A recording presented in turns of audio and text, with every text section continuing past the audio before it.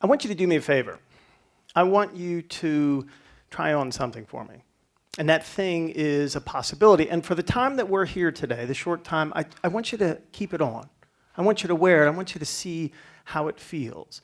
And the possibility is that you can save a life just by sitting down.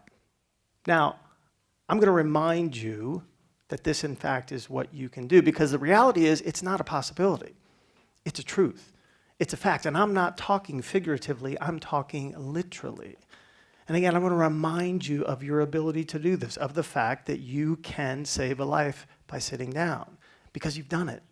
You've done it not just once, you've done it on a multitude of occasions, but you just didn't realize that's what you were doing. And I'm going to remind you by three stories. Three stories at the outset that you may think that they don't get along, but by the end, you will indeed agree that they are like the three legs of a three-legged stool. And they create this firm foundation so that when we sit, we can do so with confidence. Because when seated, we can do some extraordinary things. We can even save a life. When I was 8 years old, my best friend in all the world was Billy. Billy and I were inseparable, and Billy's family became my family. And in part, that was because his father, Jim, Big Jim, because he was indeed a big man, he became like a father to me. A year earlier, at the tender age of 7, I lost my father, James Hamilton Bartley, known to everybody as Ham. And so Big Jim, knowing that there was that void, he stepped in to be a father-like figure for me. And one day he comes to Billy and I and says, "Boys, on Saturday, we're going fishing."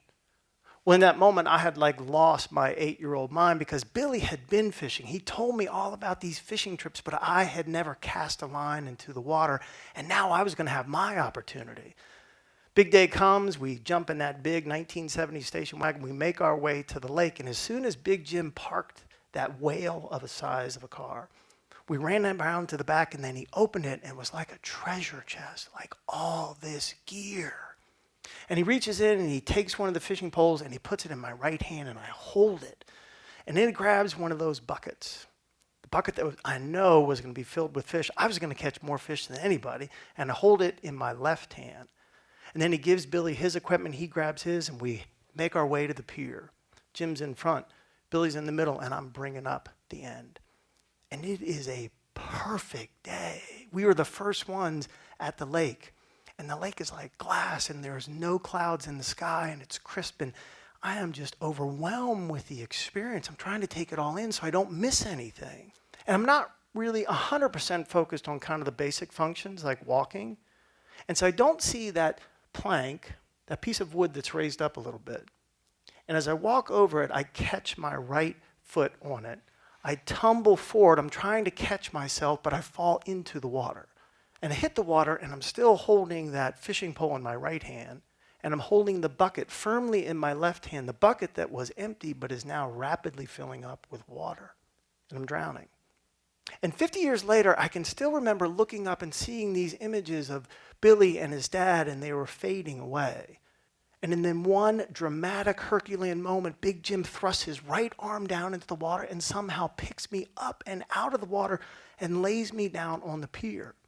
He turns me slightly and then begins to thump me on my back, and water went out of my lungs and air returned, and I was alive. He saved my life. Now, the truth is, not many of us will have an opportunity to save a life in such a dramatic fashion. Not many of us will rush into a burning building, will revive somebody with CPR, but we are indeed lifesavers. We've all saved a life, just in different ways, even by sitting down. And as much as I remember the act on that day of being pulled from the water, what stays with me, a memory so profound that when I bring it to mind, I literally still have goosebumps, is what Big Jim did after he pulled me out of the water. There I was, laid out on the pier, and he bent down and he scooped me up with his two mighty arms. And he pulled me into his body a little bit, and he walked me to the edge of the pier, and he sat me down. And then he sat down next to me, and he stretched out his left arm, and he pulled me in close to his body, and he took his right hand, and he covered the entirety of my heart. And he leaned in close, and in a voice just above a whisper, he said, "David, you're going to be okay. There's nothing to fear. son, I got you. He saved me from a life that would have been characterized by a fear of the water, by a fear of adventure, by a fear of taking opportunities of stepping forward. And little did I know that that experience 50 years ago would be a foreshadowing of a time many years later in which I would have an opportunity to save a life just by sitting down. But in this case, it wasn't a human life, it was an animal life. Murphy was one of the many animals that came to the sanctuary that my former wife Deanna and I ran for a great many years. And the sanctuary was home to as many as 100 animals at any one time, as many as 15 different species, dogs and cats and sheep and goats and horses and fish and bunnies and birds. And we were very specific, a little bit different than other sanctuaries in that we wanted the unadoptables. We wanted those companion animals that either due to age or some sort of malady, no fault of their own, nobody wanted them. They were oftentimes tossed aside. And so we were that forever home, doing no adoptions, allowing animals to stay until, as we like to say, they made their transition. Murphy was a dog. Specifically, Murphy was a Boston Terrier. Now, you may not remember, but you've seen Boston Terriers. They're like that more slender version of an English bulldog, and they're dressed in the traditional black and white of a formal tuxedo, and their eyes are big, and their ears are upright, and they have like a permanent smile. And they walk around being filled up with equal parts of enthusiasm and gas. And the only thing that we knew about Murphy was he had this special need. And in fact, it was a life-threatening special need that if it wasn't solved, this problem, he would die. But when Murphy came, I was confused.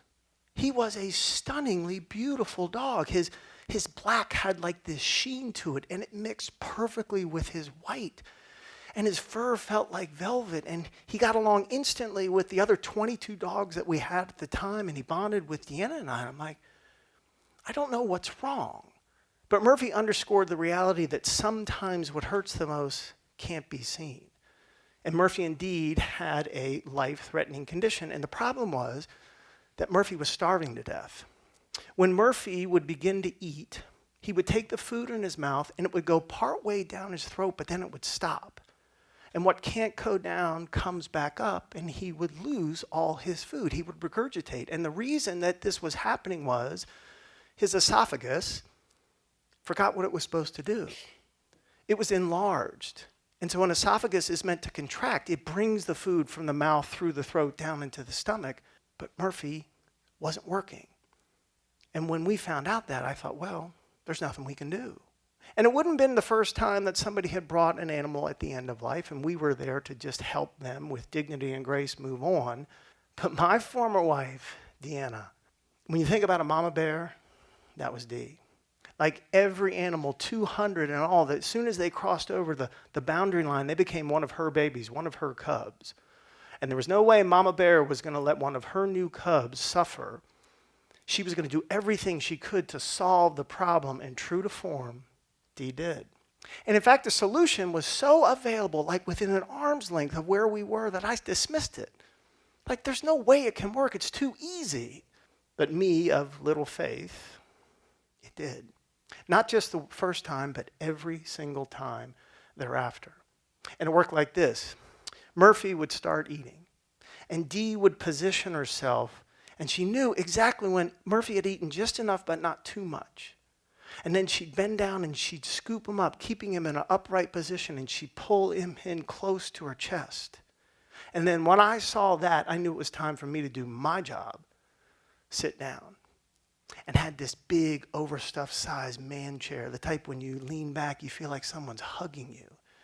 And I'd sit there initially right on the edge, and Dee would come over, and we did this exchange, and I would take Murphy, keeping him propped up, lay him down on my outstretched legs, turn him slightly to the left because I wanted his heart to lay right on top of mine.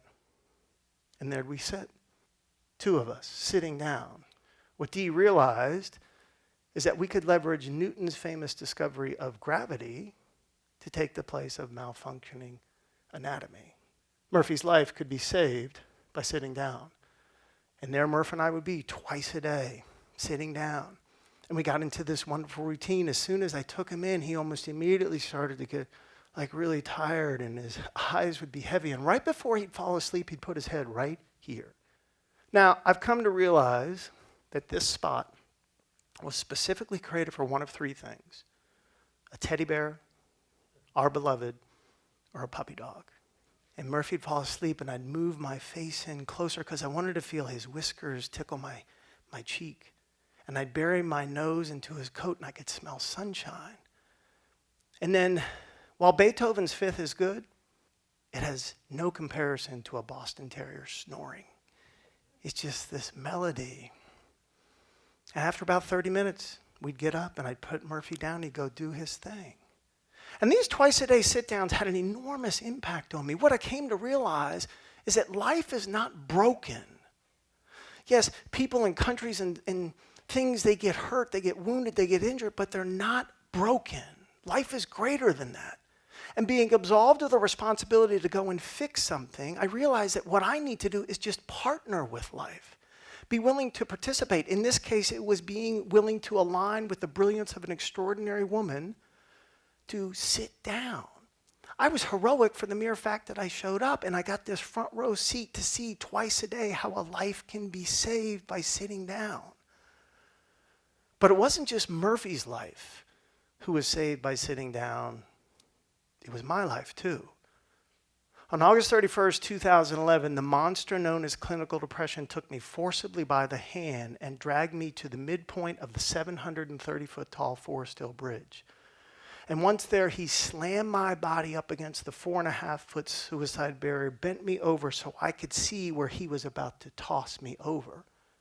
And then, by way of swirling thoughts of self-hatred and worthlessness and uselessness, the monster, with everything he had, endeavored to toss me up and over that rail with no more thought than any of us give to tossing away a piece of worthless, useless garbage.